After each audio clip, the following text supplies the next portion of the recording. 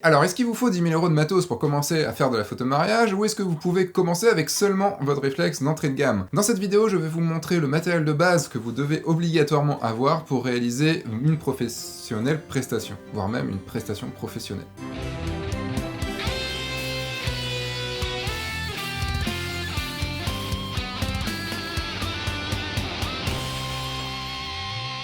Bonjour, je suis Sébastien Roignan et vous êtes bien sur le guide du photographe de mariage, la chaîne qui va vous donner les clés pour prendre votre indépendance et vivre de votre passion, la photo, et plus particulièrement la photo de mariage. Vous pouvez cliquer par ici ou dans le lien en description pour vous inscrire à la communauté Oui Je le veux. Vous pourrez m'y poser toutes les questions que vous souhaitez sur l'activité de photographe de mariage, j'y répondrai lors de live exclusifs à la communauté. Mais j'en parlerai un peu plus tard dans la vidéo. Donc vous commencez à connaître puisque je dis ça au début de chacune de mes vidéos. Avant de commencer, quelques précisions assez importantes. Je parle évidemment de mon point de vue, de mon expérience. Ce que je dis et ce que je vais dire dans cette vidéo sera par rapport à tout ce que j'ai pu voir lors de mes 10 dernières années. Je n'ai aucun partenariat, il y a du matériel que j'aime, mais je n'ai aucun partenariat. Le truc en matériel, c'est que chacun doit trouver le matériel qui lui convient. C'est pourquoi, même si je donnerais des exemples d'appareils, essentiellement chez Canon, car c'est ce que je connais depuis longtemps, je parlerai surtout de gamme de matériel et pas de modèle en particulier. Alors, première question, est-ce qu'on peut commencer avec du matériel entrée de gamme? Alors, autant répondre à cette question tout de suite, oui. Vous pouvez commencer avec un réflexe entrée de gamme. Vous pouvez faire de très belles photos avec un appareil à 500 balles. Il y a des objectifs aussi plutôt bons et pas chers, voire même que j'utilise. Par exemple, chez Canon, vous avez le 50-1.8 qui doit coûter 100 ou 150 €, le 42-8 qui doit pas être très loin des 200 € non plus. Par exemple, j'ai fait mon premier mariage avec un Canon 350D plus un 18-50 Sigma 2.8 plus un 50-1.8. Donc en gros, ça devait être le plus cher.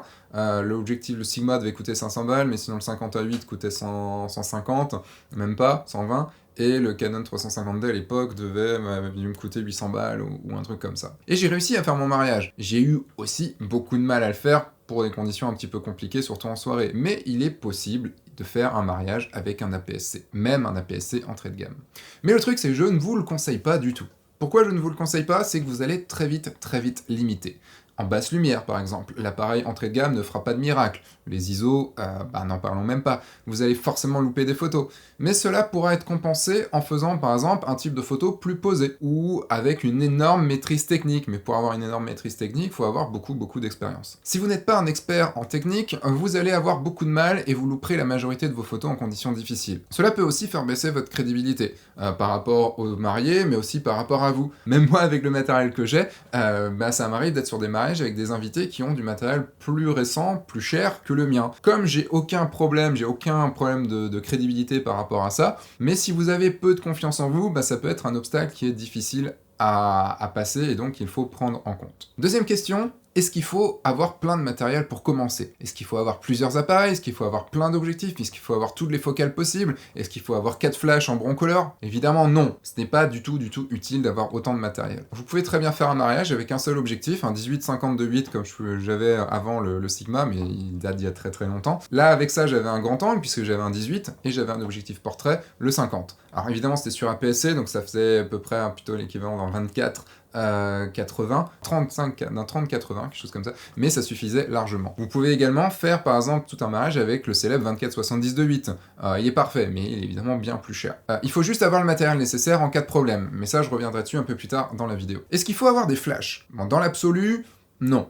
Avec des objectifs lumineux et un appareil qui monte en ISO, c'est possible de faire un mariage. Mais vous faites un pari très osé. Vous faites le pari que le DJ aura des lumières assez puissantes et que la salle sera suffisamment éclairée pour ne pas passer à 128 000 ISO. Donc je vous dirais au final que oui, il vous en faut un. Déjà un flash Cobra avec un petit diffuseur vous sauvera de pas mal de situations lors de la soirée. Voici maintenant quelques règles avant de parler du matériel que je vous conseille. Comme je vous le disais, je vais vous parler au plus possible de gamme de matériel pour que cette vidéo ne soit pas datée trop vite. Parce que dès qu'on parle matériel, il y a de nouveaux matériels qui arrivent, donc forcément elle est datée. Comme je vous le disais juste à l'instant, les appareils évoluent et leur capacité également. Ce qui était totalement inimaginable quand j'ai commencé en 2009 est maintenant en série sur du matériel d'entrée de gamme. Et comme je vais parler du minimum, je vais envisager un budget assez serré. Si vous avez plus de budget, vous pouvez directement vous faire plaisir en prenant mieux. Si vous n'avez pas beaucoup de budget, vous pouvez vous tourner par exemple vers de l'occasion. Vous trouverez les appareils photo que vous souhaitez à moins cher. Attention juste à bien vérifier qu'ils fonctionnent, qu'il n'y a pas eu trop de déclenchement et qu'ils vont pas vous lâcher d'ici 2-3 mois. N'oubliez pas que le temps est passé et qu'il est maintenant possible d'avoir de très bons anciens appareils pour pas cher. Par exemple, vous pouvez trouver des 5D2 ou des 5D3 pour le prix d'un appareil milieu de gamme, voire moins, si vous tombez sur une bonne occasion. Donc vous pouvez vous équiper en matériel professionnel qui fait les mêmes bonnes photos qu'à l'époque pour peu cher. Peu cher, hein. Il est possible également de commencer sans tout le matériel dont je vous parle. Un appareil photo plus un objectif est le strict minimum pour pouvoir faire des photos. C'est peu professionnel, mais vous pouvez quand même faire des photos. Et vous pourrez utiliser l'argent que vous gagnerez avec vos premiers mariages pour acheter le matériel supplémentaire. Avant de continuer, si vous avez des questions déjà sur le matériel ou sur votre activité de photographe de mariage, vous pouvez me les poser directement dans les commentaires sous cette vidéo. J'y répondrai lors d'un prochain live sur la communauté Oui Je le veux. Je vous parle de cette communauté un peu plus à la fin de cette vidéo, mais on va revenir maintenant directement sur le sujet. C'était le petit encart au milieu de la vidéo. Parlons maintenant vraiment. Alors, niveau appareil photo. Si vous travaillez avec un seul appareil photo principal, vous pouvez prendre un appareil de milieu de gamme, type 80D ou encore mieux un 7D. Alors, il faut obligatoirement que vous ayez un appareil de secours, et cet appareil de secours peut être un entrée de gamme, type un appareil photo à moins de 800 ou 700 euros. Si vous utilisez deux appareils photo pour la prise de vue, prenez deux milieux de gamme, et prenez par exemple un troisième en entrée de gamme de secours, ce qui peut être également votre ancien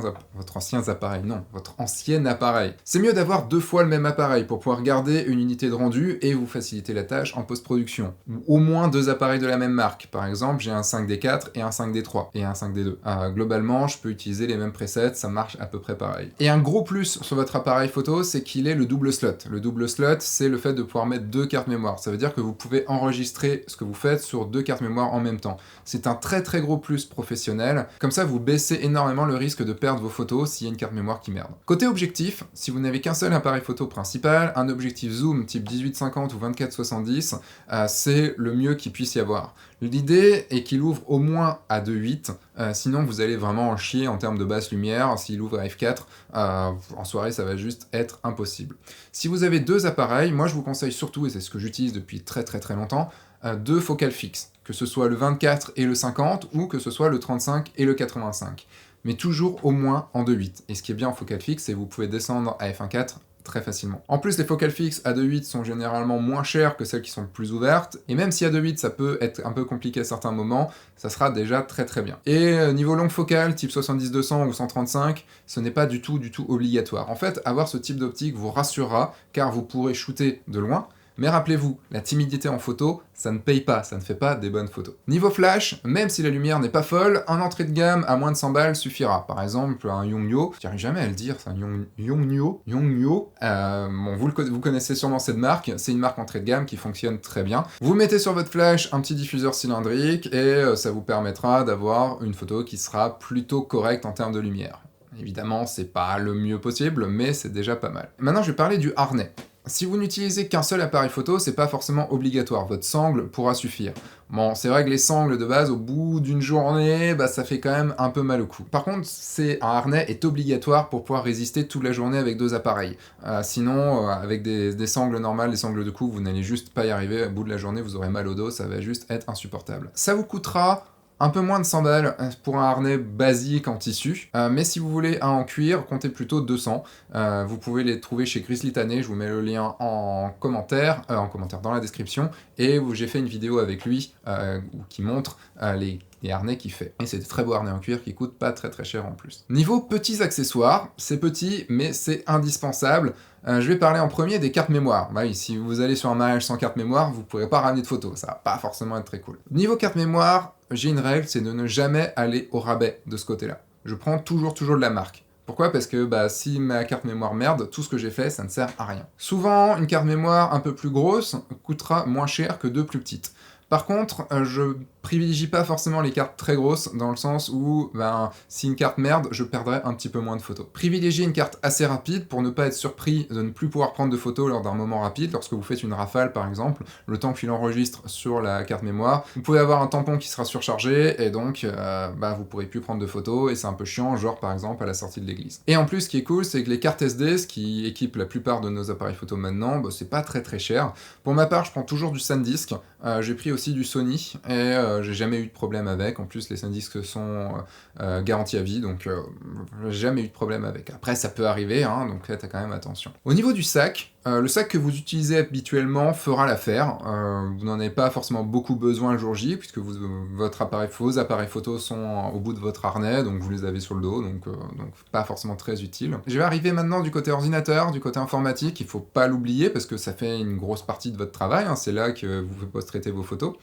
Pour ça, je vous mets le lien vers une vidéo de F1.4 où je vous donne 3 configurations à différents prix pour pouvoir vous équiper informatiquement. Petit budget, au moyen budget et au budget. Niveau écran, vous pouvez commencer avec un écran assez basique, mais je vous conseille de prendre rapidement un écran que vous pouvez calibrer. Vous trouverez des BenQ à pas très cher, et même du Eizo, qui est une très bonne marque, à 600 €. Je vous mets le lien aussi dans la description vers le site d'Arnaud Frisch, qui parle de tout ce qui est colorimétrie et de tests d'écran et tout. Il s'y connaît très bien, donc allez voir ce qu'il fait, allez voir ses conseils avant de prendre votre écran. Moi en tout cas, j'utilise un Eizo et j'en suis ultra content. Avant de terminer, un petit point sur le juridique.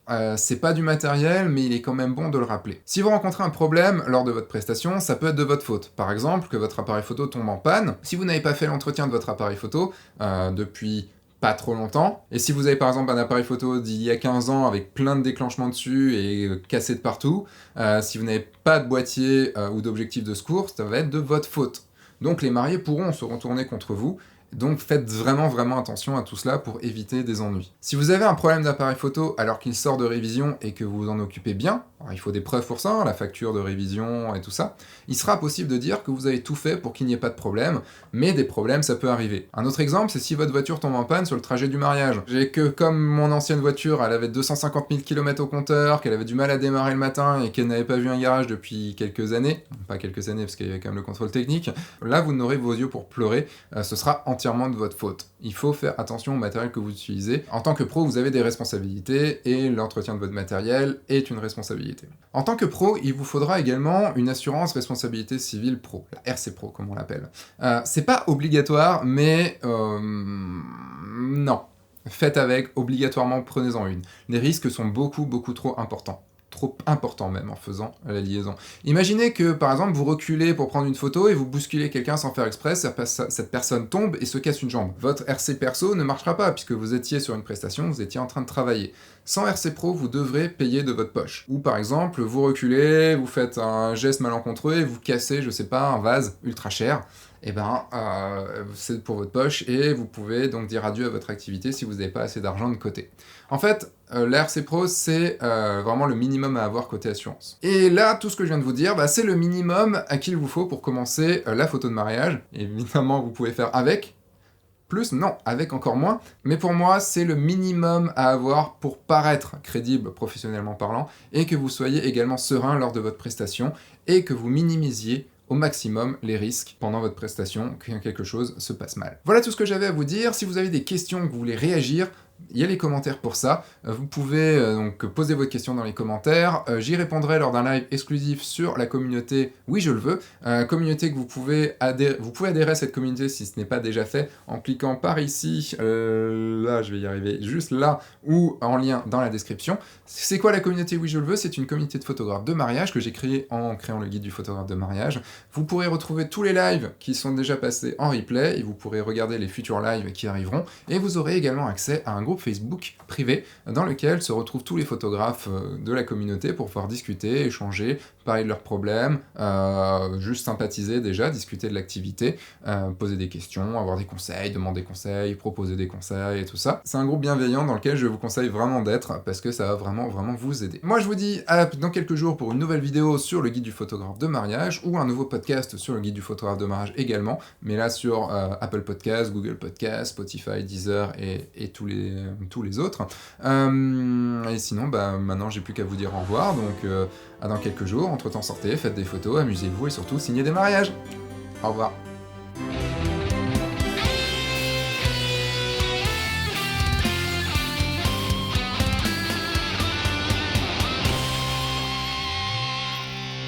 Bonjour, cet épisode sera flou. Quoi de mieux que parler matos En parlant flou. en parlant flou? Bon, et ben... Close the window, please. Je close the window? Yes, close the window. Aïe, caramba!